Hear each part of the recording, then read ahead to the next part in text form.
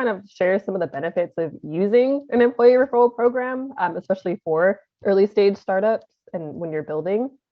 Yeah, absolutely. So this is true both for early stage startups, but also at scale. But there are a lot of ways to find candidates and engage with them.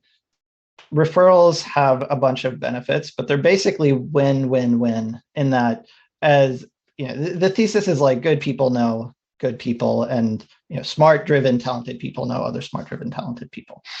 And so the company wins because you get to hire good people.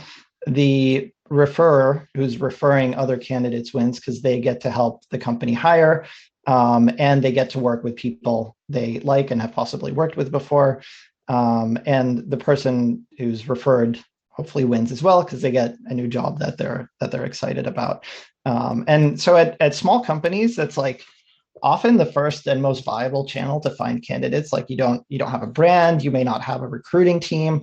All you kind of have is like, maybe a product, maybe not yet. You have a vision for the future, and you have a network of people you and your team know and have worked with before. So that's usually where people start, is just tapping into that network before they can get big enough to start investing in other more channels that might work more at scale. But I've seen one hiring manager I talked to was able to hire a 100-person engineering team almost exclusively using their network and the network of the people they hired.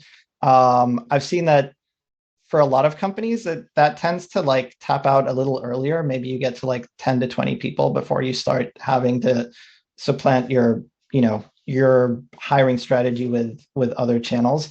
And of course, there's also a diversity element to it as well, where if you're only relying on your network and not adding an extra lens to that, it might be that like you're just going to hire a lot of people who are like you or like your early team, and then that gets harder to fix at scale. So sometimes even companies where referrals are working really well will either try to add that lens to the referral process, or we'll start introducing other channels as well, just to avoid the homogeneity that might result if you're relying solely on